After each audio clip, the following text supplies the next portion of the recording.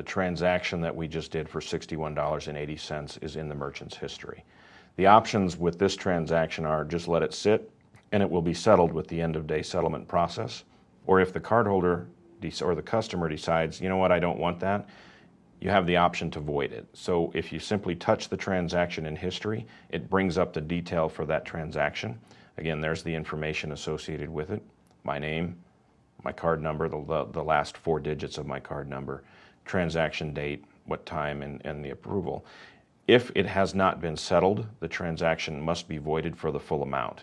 If a transaction has already been settled, you can refund it. And the system knows automatically how to handle it based on the statusing of the transaction that the application gets back from our system for processing purposes.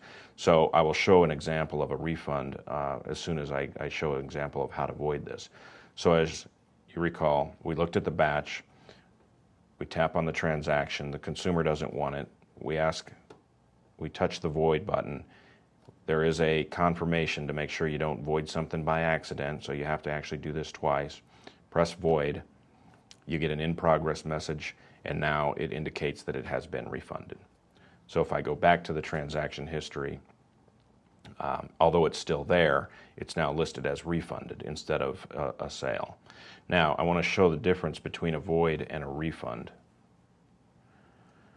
If I look at a previous day's batch, and this is an example of a batch that has been processed several days ago, therefore it's already been settled to the merchant. These transactions have been settled. So if I touch one of these transactions, instead of void in that line, it gives me the option for refund. The difference is you can't refund a transaction that hasn't been processed. You can't void a transaction that already has been processed. So a refund is does the same thing as a void, but it's just a different transaction. Again, the application knows the difference. The merchant does not have to decide which of these functions to perform. The app does that for them. So we simply touch the refund. And sometimes the consumer doesn't want to refund the full thing. Maybe they bought 5 items and they're only returning 1. So I don't necessarily need to refund the full transaction amount. I can refund a part of it. So if I just say in this particular instance on a $1.01 transaction, I'm only refunding 50 cents worth of the transaction, I can overstrike the amount that is pre-populated and then press refund. And I now have done a refund for 50 cents instead of the full transaction amount for $1.01.